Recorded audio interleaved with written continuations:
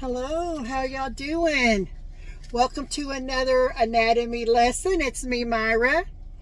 Tonight we're going to be talking about the lumbar spine, bones in the lumbar spine, things that the lumbar spine does, some different diseases of the lumbar spine. I won't go into too much of a deep into that, but we'll discuss some anyway. So welcome. I hope you enjoyed the lesson. If you were here last week, we talked about the thoracic spine. We've done the cervical spine, the thoracic spine. Now we're going to go down to the lumbar spine. I'm going to show you a couple of pictures and we're going to get started with the lesson, okay? So you may have to turn your phone around to see these correctly, but you get the gist. You'll get the gist of it anyway, okay? This is what the lumbar spine looks like. Right here, side view, sagittal view, front view, anterior view, posterior view. Posterior means from the back. If you haven't gone and seen the lesson about all the different terms, anatomy terms, you might want to go back and refresh your memory for those, so you'll know exactly the terms I'm using and what I mean, okay? So, once again, posterior, this is the back of the L spine, the front of the L spine, and the side of the L spine. This is what each individual vertebra look like from the side and from the top, looking down there. Right there. I could turn it upside down. That's normally how we look at the vertebra. This way. And we'll turn it back around for the side view. Let me back it up just a little bit.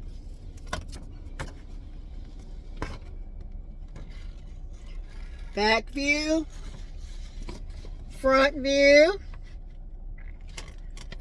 there, and once again the side view or the sagittal view from the side. You see the disc there, the vertebral bodies there, pedicles, transverse processes, spinous processes, and we're going to go over those in just a second. So just like the thoracic spine, you have transverse processes. If this is your vertebra, you have little things that come off to the side, laterally from the side. Those are transverse. If you look at it this way, you have what's called a spinous process. It comes off the back.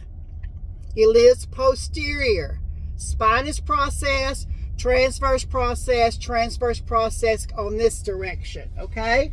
So, let me show you from the front. These are your transverse processes here. L1, 2, 3, 4, and 5. These little things right here where my fingers are. This, and this, 5. Are your spinous processes. The next thing I want to show you is how about the foramen. If you remember from our last lessons, foramen is like a hole where your nerves and blood vessels go through. I just found a bigger picture right here. Shows you there's your nerves coming out right there. Your foramen, that's where things come out. There and there. That's your spinous process we just talked about. And you also have transverse processes right there. Okay? So on here, you can barely see it, but you have the spinal canal. And it's kind of hard to see from here, but your spinal cord goes all the way down from your neck all the way down to your lower almost to your pelvis, not quite to your pelvis. Okay? So spinal canal, you have a lamina, a spinous process, a vertebra. You also have a disc. These little sponge-like things right here in between each vertebra are called disc, vertebral disc. The foramen, transverse process that we've already talked about, that is what makes up the spine. Okay? So now let's dig a little deeper now. Now that we've seen what the anatomy looks like, just dig a little deeper into the anatomy and kind of what the spine, your lumbar spine actually does.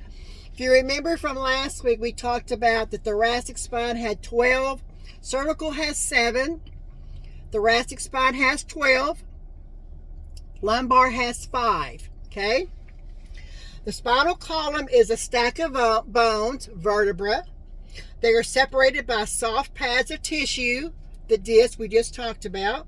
In the middle of each of these bones, there is a canal, the spinal canal, that runs top to bottom, okay? Superior to inferior. 2 more terms that we've learned in the last few weeks, okay? Running through the spinal canal is a long bundle of nerves and nerve cells called the spinal cord. We just saw a little bit of the spinal cord on the last image that I showed you, okay? These nerve fibers carry signals between the brain and the body. So what does the spinal cord do? What does the nerves do? Carry signals between the brain and the body. The spinal cord, just like the brain, is surrounded by cerebral spinal fluid, CSF, and protective layers called meninges. Meninges, meninges, okay? So we just learned about that. Spinal canal, spinal cord. Vertebra. These are the 24 bones that connect like puzzle pieces to make up the spine. We're talking about the 5 lower today, okay? The lamina, we saw the lamina in the illustration. This is part of each vertebra. Together, the lamina form the back of the spinal canal. So once again, the lamina together, you have one on each side, bilateral, make up the back of the spinal canal. Transverse process. We talked about the transverse processes, bilateral, one on each side of the vertebra. What are those? This is the wing of bone on either side of the vertebra, okay? Spinous process. We've talked about that. Where does it live? It's the very back part of each vertebra. You can feel through your skin. You can feel those through your skin. The disc. We've talked about the disc. What do? Where do they live? A disc lies between each of the vertebrae and acts as a cushion or shock absorber, okay? You really don't want your vertebra to be what's called bone on bone. You want to have that cushion, that shock absorber between each one, okay? Moving on. Lumbar spine. Here, once again, the lumbar spine consists of 5 vertebrae in your low back. It provides support for the weight of your body, surrounds and protects your spinal cord, and allows for a wide range of body motions.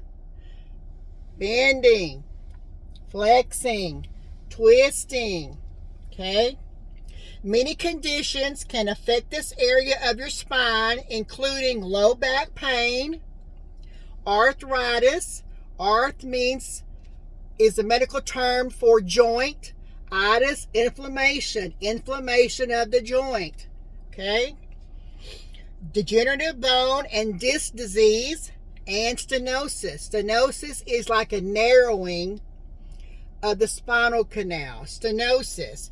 Many treatment options are available. Let's see if we can figure out if what we can learn about that, okay? We'll do that in just a second. So once again, the lumbar spine consists of 5 bones or vertebrae known as L1 through 5. Remember, C-spine, C1 through C7, thoracic spine, T1 to T12, lumbar spine, L1 to L5, L1, L2, L3, L4, L5. Remember we learned last week what we did, the cranial nerves. Each one is numbered according to the cranial nerve, okay? The nerves, all right? Your lumbar spine located below your 12 chest or thoracic vertebra and above the 5 bones that make up your triangular-shaped sacral bone. We'll do a little more of the sacrum and coccyx next week, but I did show you and told you a little bit about it last week. So we'll go back next week and we'll continue on with the sacrum and coccyx before we go on to the pelvis. Okay? Compared with other fine vertebrae, your lumbar are larger, thicker, and more block-like. So if I bring this picture back up, you can see compared to your thoracic spine or your cervical spine, they are more like blocks. More like blocks. Okay? Your lumbar vertebra provides stability for your back and your spinal column and allow for a point of attachment for many muscles and ligaments. Your lumbar vertebra support most of the directions that you have to turn. Okay, like I said, flexion, extension, moving to the side, moving lateral, twisting. Those come from your back.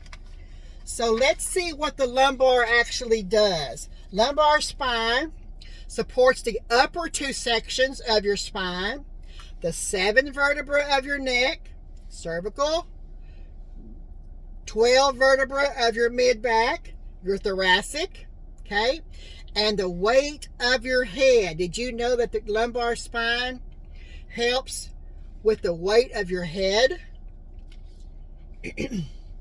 Your lumbar spine connects to your pelvis and bears most of your body weight, as well as the stress of lifting and carrying in your back, okay?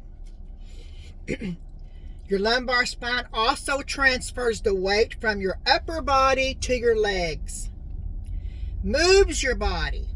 These muscles of your lower back are flexible, and your lumbar spine will allow your trunk to move in all directions. Once again, front to back, flexion and extension. Those are what the medical terms are. Flexion, bending over, extending your back, going backwards, okay? Side to side, side bending, and full circle rotation, okay? As well as twist. Come on, baby, let's do the twist. It all comes from your back. The last 2 vertebrae allow for most of this movement. So the twisting is mostly from L4, L5. L4, L5. What else does it do, your lumbar spine? Protects your spinal cord. Your spinal cord, which is encircled and protected by the bones of your spine, start at the base of your neck and ends at the first lumbar vertebra. Lumbar number 1, L1. Let me get my picture back up so I can show you one more time. Where's my lumbar vertebra? Lumbar vertebra number 1. That is where your spinal canal, which would be right in here. Your spinal canal ends at L1. Ends at L1. Okay? The vertebra in your spine also controls your leg movement. Your lumbar vertebra control your leg movement. The nerves that branch off of your lower spinal cord control leg sensation and movement. If you've ever had any back pain, any numbness in your legs, your feet, that could be coming from your spinal canal, which lives in your back, low back. Muscles of your lumbar spine, along with your abdominal muscles, your belly muscles, work to move your trunk and low back. Your muscles and ligaments provide strength and stability to your low back and allow you to bend forward, backward, and rotate. The muscles that attach to your lumbar spine include latissimus dorsi. This is a large, flat, wide, triangular shaped muscle. It starts at the bottom of the 6th thoracic, so T6 starts at T6, and the last 3 or 4 ribs, and covers the width of your middle and low back. A portion of this muscle attaches to your upper arms as well. Okay? Iliopsoas. We'll do muscles next week. Iliopsoas, 3 muscle group, moves your hip joint, 1 on each side of your body, flexes and stabilizes your hip and low back as you walk, run, and get out of a chair. That all comes from your iliopsoas muscle. Iliopsoas. Also another muscle, paraspinals. This group is 3 muscles, is located along the length of your spine. These muscles help you extend, side bend, and rotate. They also do upright body posture. Body posture. Spinal cord. Your spinal cord is a bundle of nerves we've already talked about that extends from the lower part of your brain to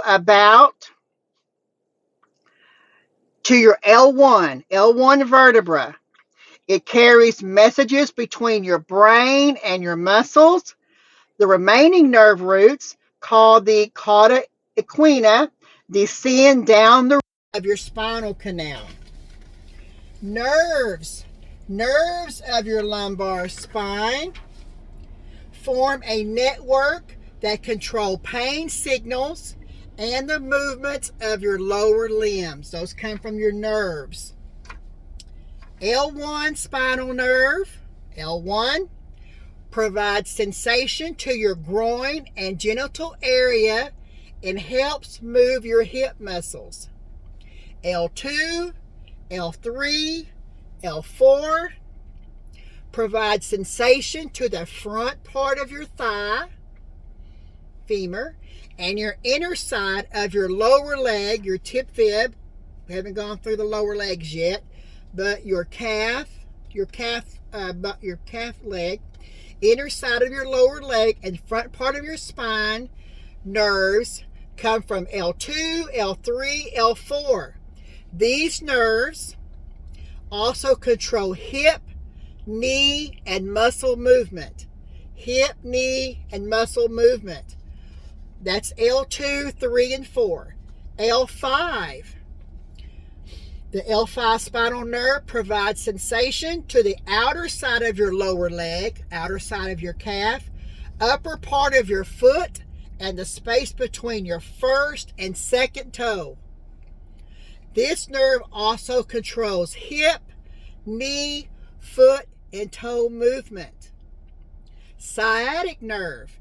You might have heard that. A lot of people have problem with their sciatic nerve. It starts hurting in their low back and go down to their legs. Let's see what it controls. The sciatic nerve consists of L4, L5 nerves plus other sacral nerves, sacrum, which lives right below your lumbar spine. Your sciatic nerve starts in your rear pelvis, runs down the back of your leg, ending in your foot. Ending in your foot. The sciatic nerve starts in your rear pelvis, bottom, your buttocks, and runs down the back of your leg, ending in your foot. What diseases and disorders affect your lumbar spine? Let's talk about that for a minute. What problems can occur in your lumbar spine? Many problems can occur in your lumbar spine. These problems can limit motion in your back and hips and cause pain, weakness, and numbness or tingling in your back, hips, thighs, or legs. It can be both. It can be bilateral. It could be unilateral. It could be only your left side's affected, only your right side's affected. It can go just to your buttocks and your hip and not go down your leg all the way to your toes. It can stop at your knee, your thigh, anywhere along that way.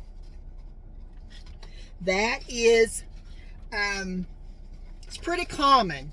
Sciatic pain. I see a lot of patients with sciatic pain. I scan a lot of patients with sciatic pain, low back pain. Speaking of low back pain is a common symptom of many different injuries and medical conditions. Common causes include degenerative changes. We're just getting old. Our bones and our nerves and all that are getting older. Osteoarthritis, spinal stenosis, disc or herniated, pinched nerves, back sprains and strains, spinal fractures and breaks are the same. Those two terms are interchangeable. Well, it's not fractured, it's just broken. It's the same thing. If something is fractured, it is broken. If something is broken, it is fractured. Okay? Growths, tumors, cysts, bone spurs, and spondylolisthesis.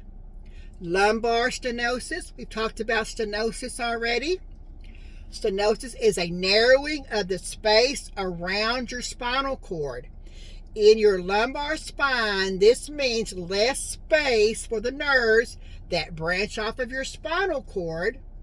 A tightened space can cause your spinal cord or your nerves to become irritated, compressed, or pinched. Okay?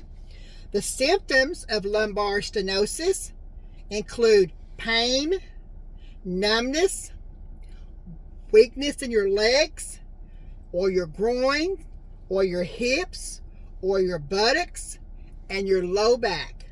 Once again, the symptoms of lumbar stenosis, which is a narrowing of the space around your spinal cord, can cause symptoms. Lumbar stenosis can include pain, numbness, weakness in your legs, your groin, your hips, your buttocks, and lower back. Symptoms usually are worse when walking, standing. You might decrease a little bit, get less when lying down, sitting, or leaning slightly forward. Takes a little pressure off where you're not as in pain, or you're not as weak, or your legs aren't tingling as much, leaning forward. What is spondylolisthesis? This condition happens when a lumbar spine has pressure on your vertebra. It's caused by disease. Okay? Caused by disease.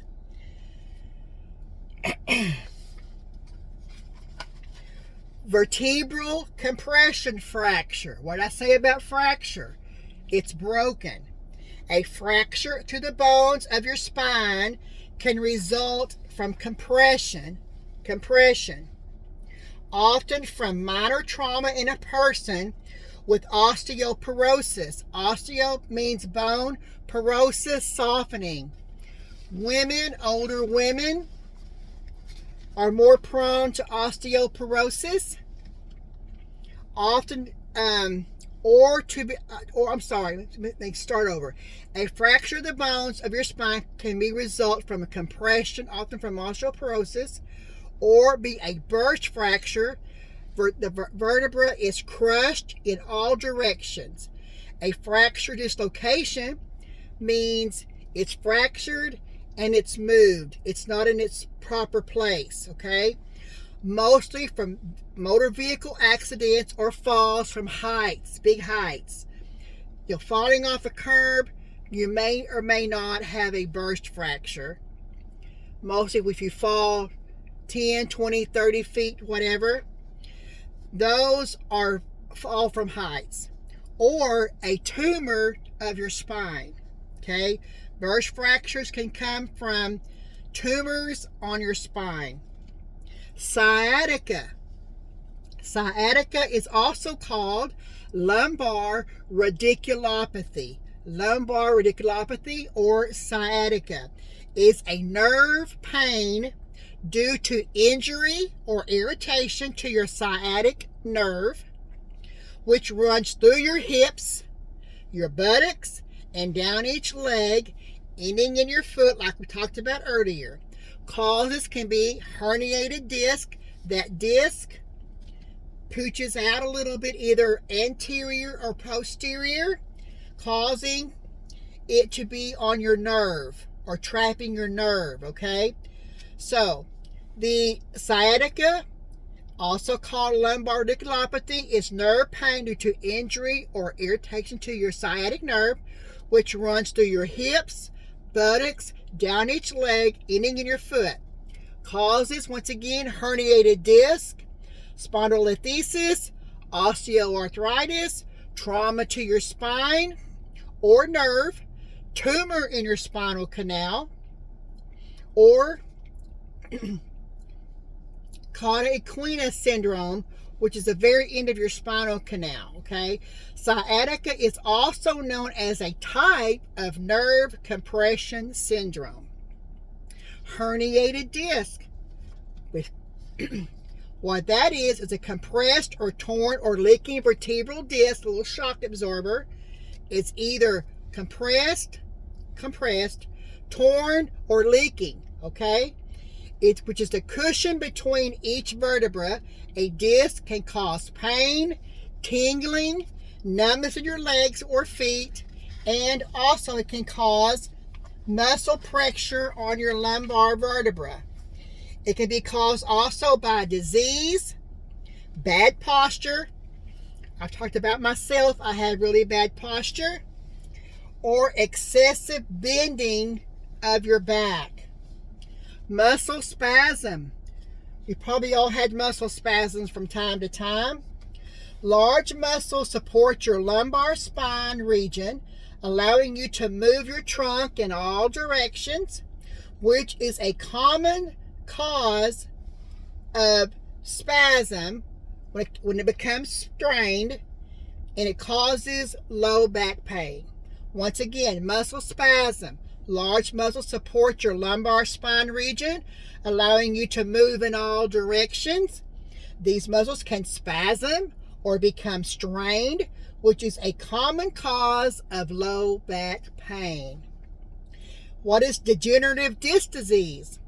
A lumbar degenerative disc disease occurs when the disc in your lumbar spine wear down. The reduced space I talked about earlier between the vertebra, bone on bone, may pinch spinal nerves, causing back pain.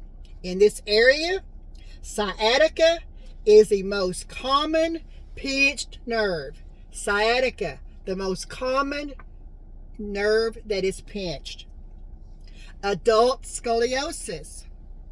Scoliosis is an abnormal side-to-side curve to your spine. In adults, the lumbar spine is most at risk for scoliosis due to aging or degeneration of your spine. What is caudal equina syndrome? We talked about caudal equina a minute ago. This condition is caused by the compression of the collection of nerve roots in your spine, in your spinal canal, okay?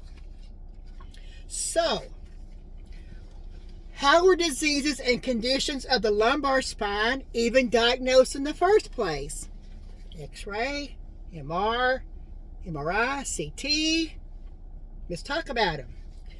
Computerized tomography, CT scan, CAT scan. What does it do? How can it show our lumbar issues? These scans use X-rays and computers to produce images that are very thin slices. Slices are like if your back is a loaf of bread. What I do, I'm a CT tech, I'm an MR tech, I'm an X-ray tech.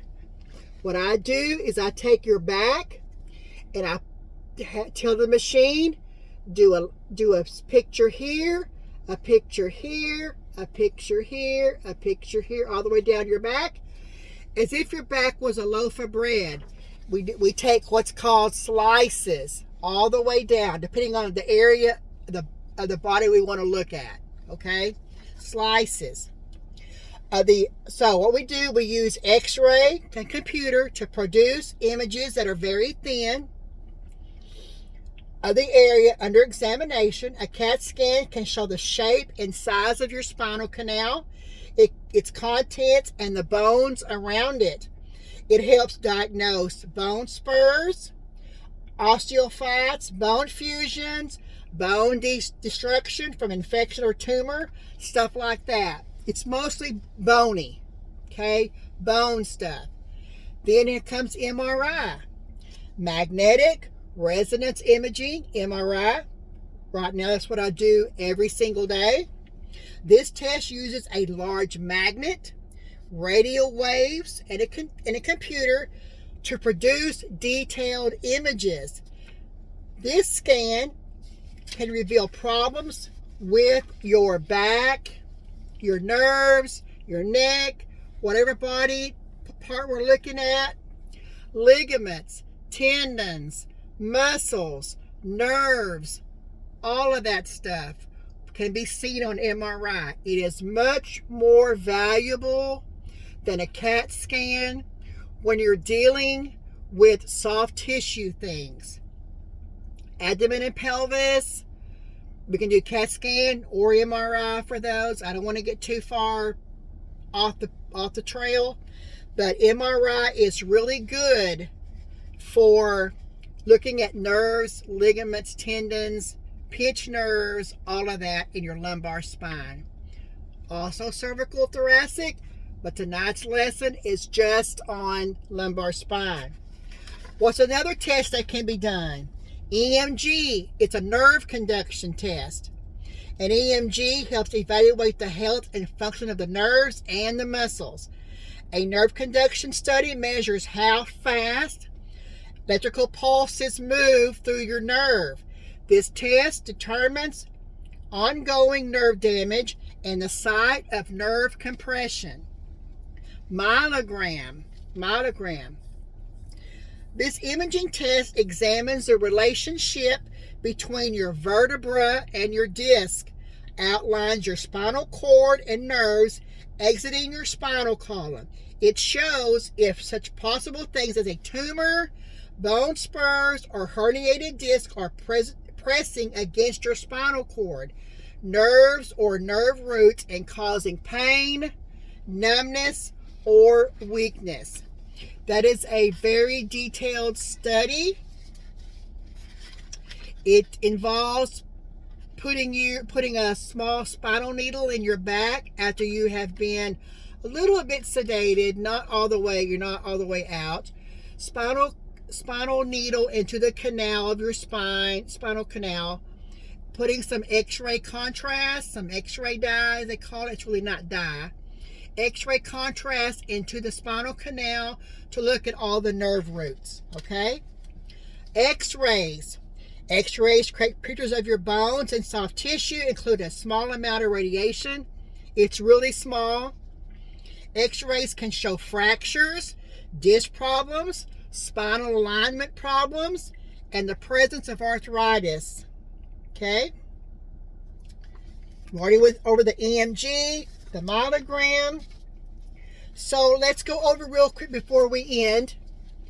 How are lumbar spine health issues treated? Several ways. Both can be non-surgical treatment or surgery. Okay? Non-surgical or surgical. Okay? So let's talk about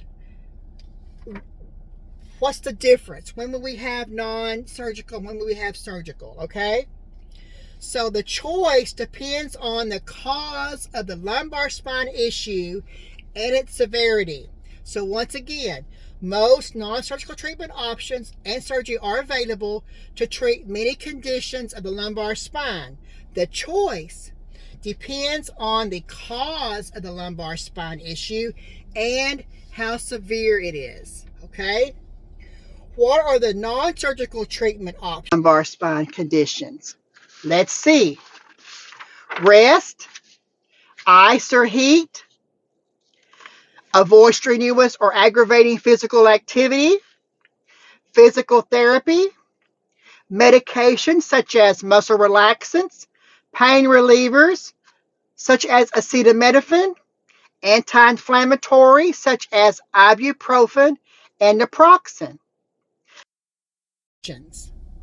The three specific types of steroid injections may be considered for lumbar region pain: lumbar epidural block, lumbar facet joint block, or an interlaminar injection.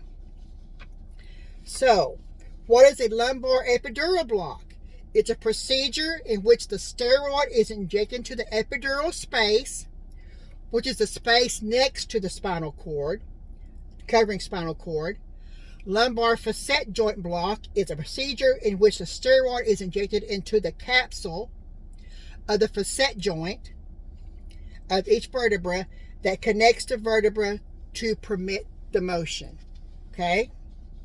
Interlaminar medical branch block uses a procedure of chronic lumbar pain. Basically, it gets to the nerve root and it kills it, pretty much.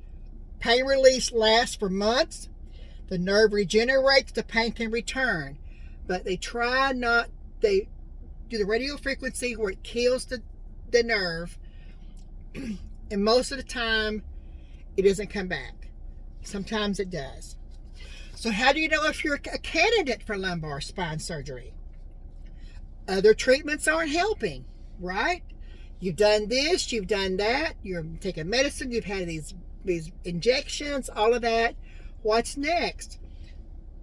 Nothing else is happening. Nothing's helping. So, symptoms involve your low back, hips, or legs are worsening. Surgery is typically more for leg pain rather than back pain. Okay, so we want to get the feeling back in your legs. You want your legs to stop hurting, be able to walk again. Some of these stenosis can be crippling. You can't walk. You have to use a cane or a walker, or you're on medicine all the time. Okay. What surgical treatments are available for lumbar spine conditions? We already said lumbar spine decompression surgery, a general term that refers to various procedures used to relieve pressure, compression, pressure on your spinal cord or nerve roots. Nerve roots are the first segment of a nerve that leaves your spinal cord through the small hollows between the vertebrae, right? We talked about the foramen. That's where they relieve it, right? Last one I'm going to talk about tonight, lumbar laminectomy. You have the lamina. They actually cut the lamina either side, relieves the pressure of the nerve root. It frees it up, okay? Frees it up. You also can have lumbar disc replacement surgery. It's not your nerves that are bad, it's your disc that's bad. Now they have lumbar disc replacement, okay? It involves removing a diseased lumbar disc, replacing it with an artificial disc. The most common reason for the procedure is lumbar disc degeneration. It's wore out. You're bone on bone now. You need to have something in between, like I mentioned earlier. They can go in and do a lumbar disc replacement. Okay? One more surgical procedure they can do. Lumbar spinal fusion. You take two bad discs, you fuse them together. How do you do that? You permanently connect one or more lumbar vertebrae. It eliminates the motion between the vertebrae. They also do what's called a fusion, and they put hardware in. Screws, nails, bolts, to keep those bones from touching. Okay, keeps the nerves out. Okay, that's a lot I know for tonight. We're going to close for now. I hope you have a good evening, and I hope you enjoyed our lesson.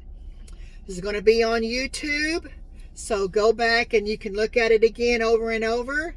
If you haven't seen the other videos that are on my YouTube channel, please go check those out. I have cranial nerves, I have the brain, I have cervical spine, thoracic spine. I also have all the terms that we use, that we're using during our anatomy classes. So I encourage you to go back and watch those if you haven't already. Subscribe to my channel, and I will see you next week. Have a great night. Bye-bye.